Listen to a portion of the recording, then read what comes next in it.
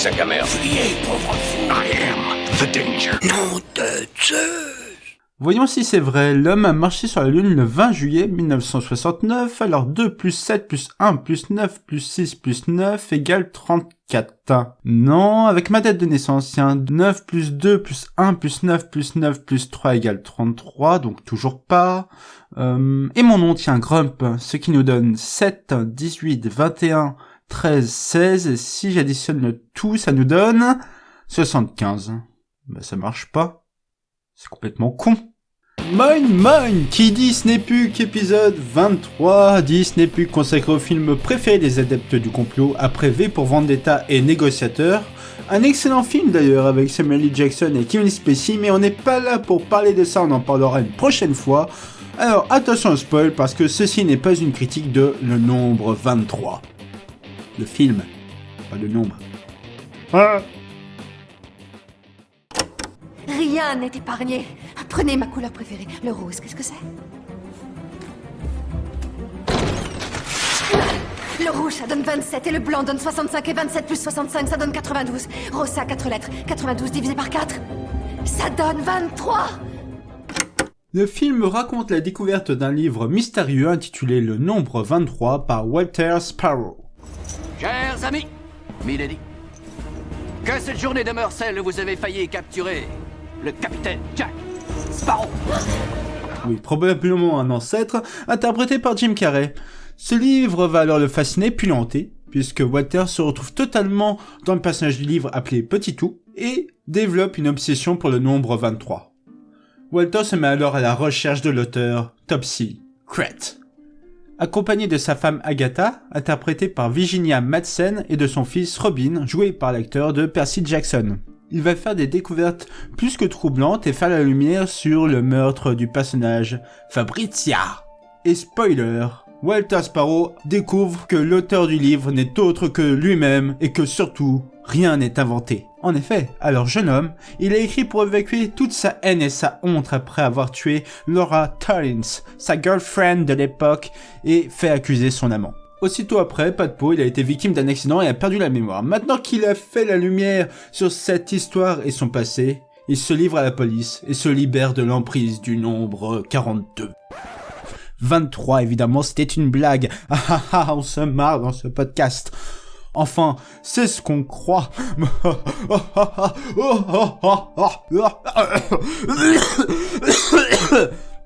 Bon, là, je vais mourir.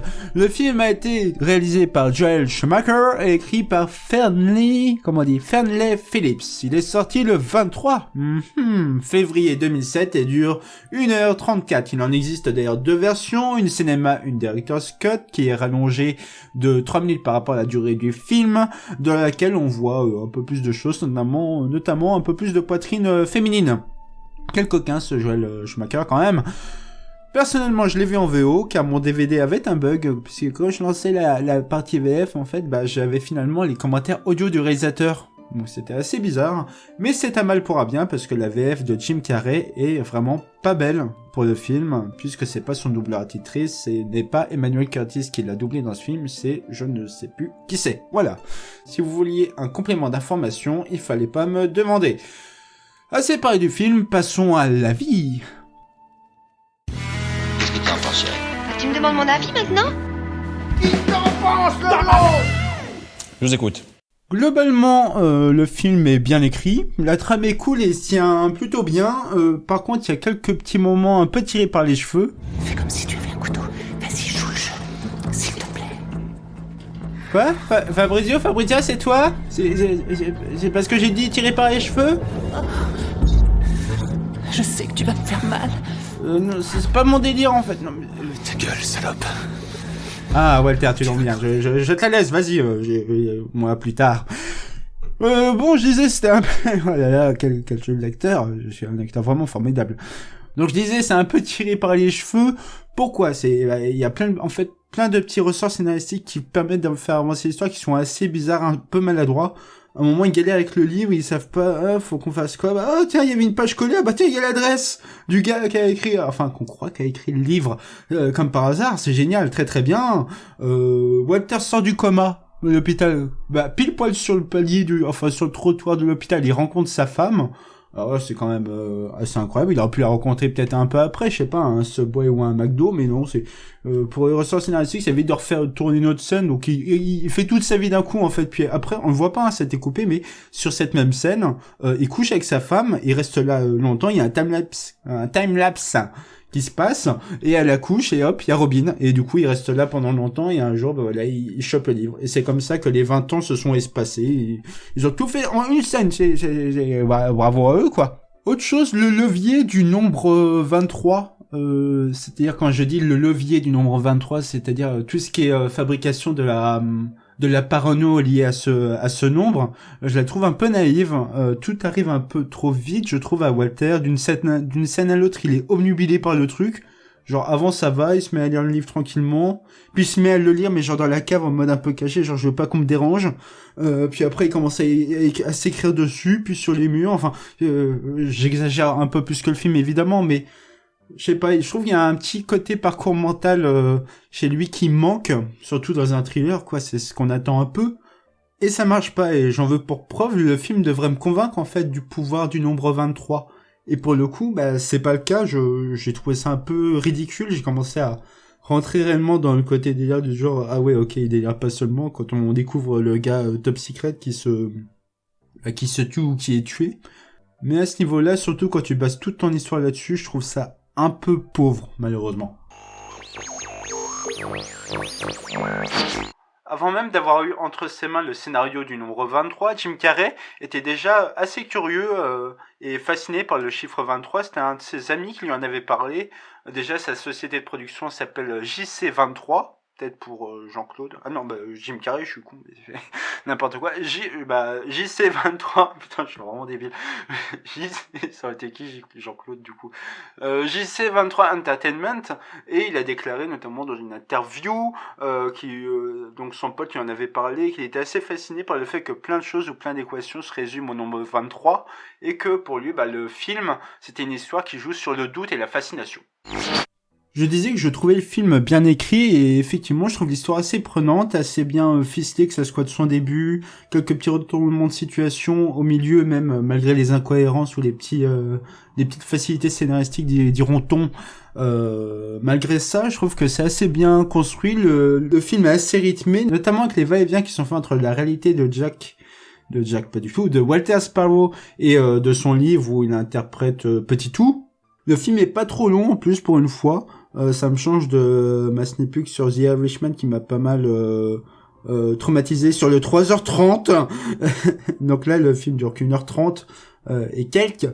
Donc à ce niveau-là, ça va. La mise en scène, elle est pas ouf. Mais il y a quand même quelques petites bonnes idées, heureusement. J'aime notamment le contraste qui est fait entre la réalité, qui est assez terne, grise, on se croit un peu dans Twilight d'ailleurs, qui a un peu vieilli d'ailleurs, c'est un peu dommage. Le film date que de 2007 et pourtant visuellement c'est assez moche, et c'est d'ailleurs pareil pour Twilight, hein. Ce ton là, je trouve qu'il a très très vite vieilli au cinéma, ça s'est plus trop vu. Maintenant on est vraiment le sombre total, genre le noir, ça fait mystérieux et tout, on évite un peu plus le gris. Donc il y a ce contraste là au niveau de la mise en scène, et je trouve qu'il diffère pas mal avec ce qu'on peut voir dans les scènes où on est dans le livre, avec une lumière qui pète bien la gueule. J'ai trouvé qu'il y avait un côté un peu à la Sin City dans les plans, dans la manière dont c'est narré, puisque c'est Walter qui raconte l'histoire de son point de vue, en s'appropriant le personnage de Petit Tout, dans le ton qui a même le film, enfin cette partie du film quand il est dans le livre, je pense qu'elle aurait très bien pu être en noir et blanc et un peu plus poussée, ça aurait fait assez sympa, ça m'aurait encore plus rappelé du coup Sin City forcément, mais je pense que ça se serait bien marié avec.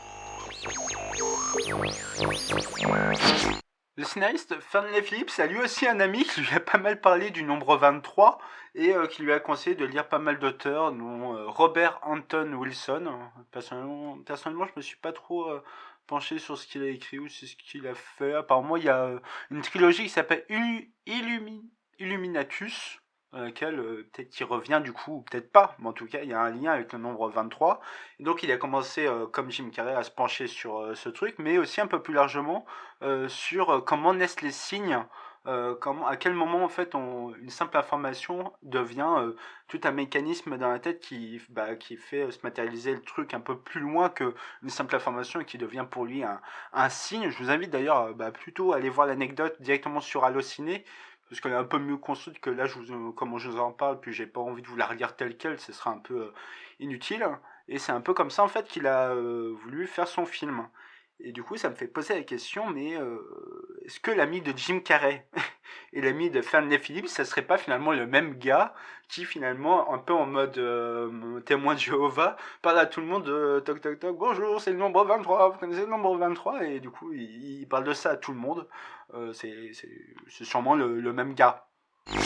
Finalement, ce scénariste a eu une très bonne idée, je trouve, en écrivant ce film, surtout à partir de la deuxième partie du film, jusqu'à sa fin, où on commence réellement à rentrer dans le vif du sujet de l'histoire. J'aime beaucoup dans la façon dont est fait la lumière sur les différents événements, et je trouve ça assez bien foutu. Le film va pas trop vite, ce qui est un risque pour les thrillers. T'as toujours un risque, oui, que ça... Soit surtout au niveau du dénouement, soit au niveau des certaines scènes cruciales qu'il faudrait pas rater. Si tu les rates ou si tu comprends pas tout le dénouement parce que c'est amené trop vite, ou t'es censé comprendre trop de choses d'un coup, c'est toujours un risque que ça perde. Là, ça va, je trouve. C'est amené assez gentiment, et en tout cas, moi, je suis assez crédule dans les films, donc j'ai pas tout, je me suis pas amusé à vouloir essayer de comprendre la fin, même si, bon, ça casse pas non plus trois pattes à un canard, hein, que ce soit Jim Carrey, l'écrivain du film, on peut s'en douter assez facilement quand même. Et sinon, je me souviendrai du dernier plan du film, enfin, surtout de la dernière scène quand Walter est au parloir avec sa famille et qui dit qu'il est délivré, et en fait, il regarde l'horloge et il voit 2h15, donc 23, et le plan s'arrête sur lui en mode, il a tilté sur ça.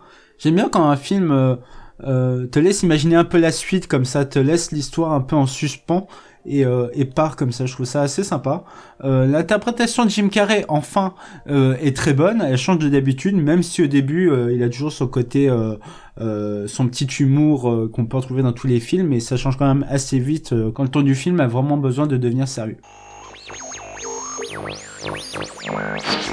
Alors, j'ai un ami, oui, je sais, qui m'a parlé du nombre 23 pour les nuls, et franchement, c'est un peu curieux parce que sur Allociné, il y a une anecdote qui raconte que, pour certains, le nombre 23 est une source de nombreux mystères. Il y a des événements un peu fascinants qui y sont liés, des théories, etc., donc notamment des faits, hein, aussi, évidemment, l'axe de l'attaque à 23 degrés, le rythme biologique d'un homme qui est sur 23 jours, Jules César aurait été tué de 23 coups de couteau, aurait été tué de 23 coups de couteau, donc en gros, tu peux dire 20, 18, 27, qui a réellement compté à l'époque, quoi. Donc, mais bon, admettons, la catastrophe de Tchernobyl, elle aurait lieu à 1h23, et son emplacement géographique au nord était de 51 degrés, 23 nord, enfin, je ne sais pas trop comment on dit. Le nombre 23, il marque aussi la 23e réalisation de Joel Schumacher, au cinéma ou à la télévision compris. Jim Carrey était payé 23 millions de dollars pour le film.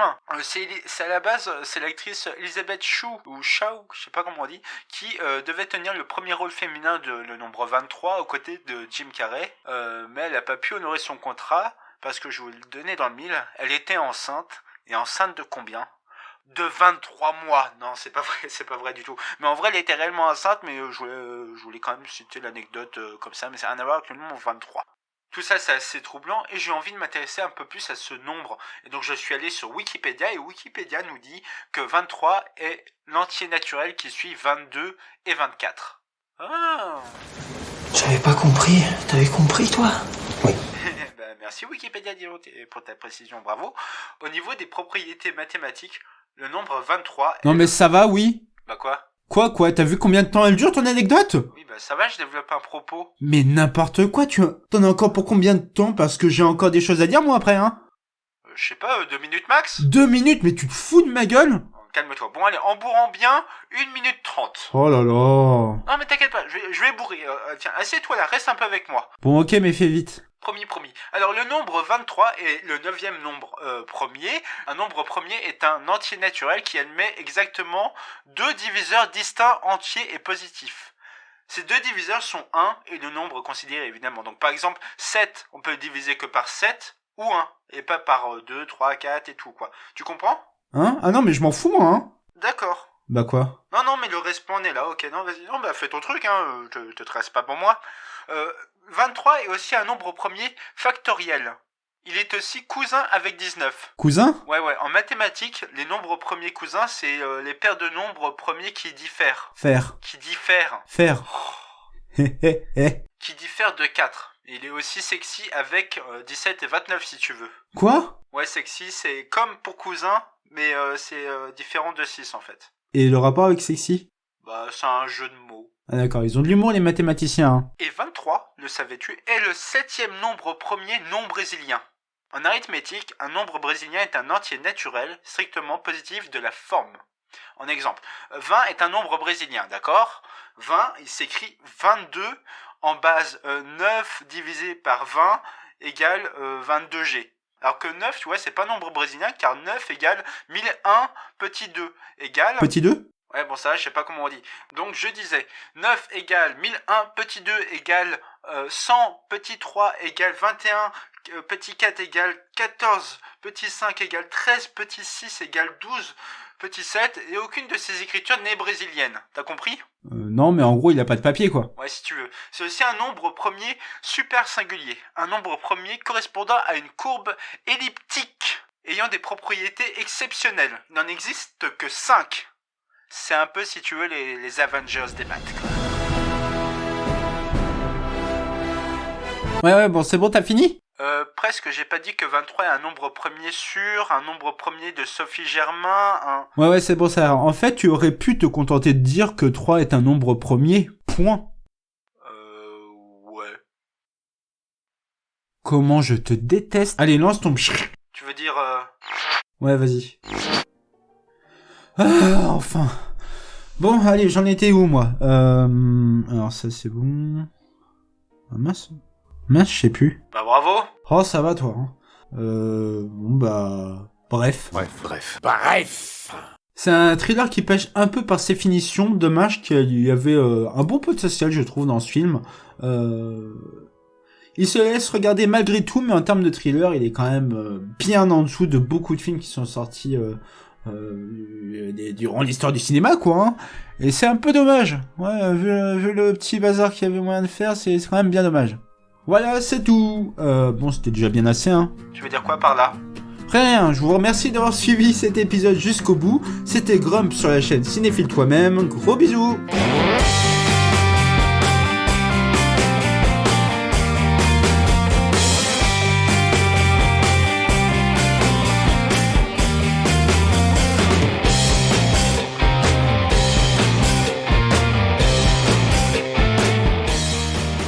Alors ça t'a plu?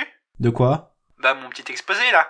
Bah non. Ah. À qui ça aurait pu plaire surtout, hein? Bah je sais pas, les gens, c'était accessible pourtant, non? Alors c'est le problème, j'ai rien, mais alors rien compris du tout. Bon, en même temps, t'écoutais pas. Peut-être, mais n'empêche.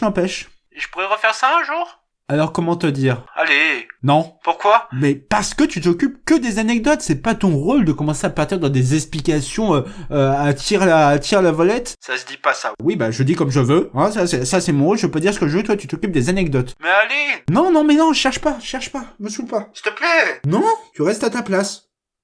Chacun son truc, voilà. Tu vas pas commencer.